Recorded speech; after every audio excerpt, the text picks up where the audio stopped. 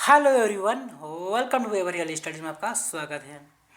तो देखिए, ये फोटो देख के तो आप समझ ही गए होंगे कौन है। स्वामी विवेकानंद जी हमारे आदर्श हैं, आपके यूथ आइकन हैं। ठीक है, इन्होंने हमारे जो कल्चरल है, हमारे जो रिलीजियस है, जो धर्म है और संस्कृति है, उनकी पहचान पूरा दुनिया भर में पहचान दिलाई है। ठीक है, और साथ में एजुकेशनल रूप में और क्या है जो हमारी पहचान है ये शिक्षा के क्षेत्र में, उसमें भी इन्होंने बहुत सारे प्रगति की है। और साथ ही साथ साहित्य के क्षेत्र में भी इनका योगदान रहा है, जो हमारे लिए, यूथ के लिए और जो आने वाली जो पीढ़ी है, सोसाइटी है, जो देश है, उसके लिए बहुत ही ज़्यादा महत्वपूर्ण है। तो चलिए शुरू करते हैं इस लेसन को। तो स्वामी विवेकानंद का जन्म कब हुआ था? आपको पता होगा, स्वामी विवेकानंद का जन्म आपको हुआ था 12 जनवरी को 1863 में हुआ था। कहाँ? कोलकाता में हुआ था। तो इसका डेथ डेथ है 4 जुलाई 1902 को।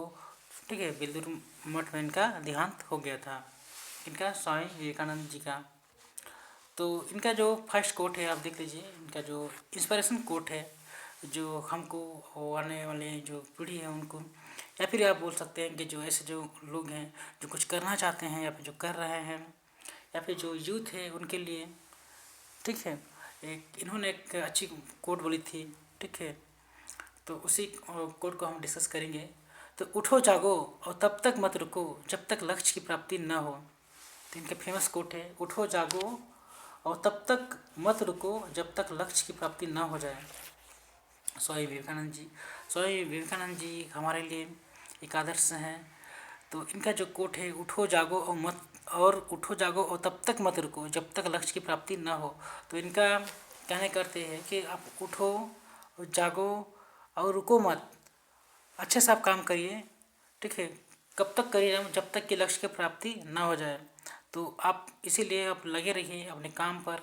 आपका जो मन है, आपका जो दिल लगता है, जो आपका इंस्पायरेशन है, आप जिसमें आप रुचि रखते हैं, जिसमें आपका हॉबी है, उस काम को आप एकदम डेडिकेटेड रूप से कीजिए। अपना उसमें आप 100% दीजिए।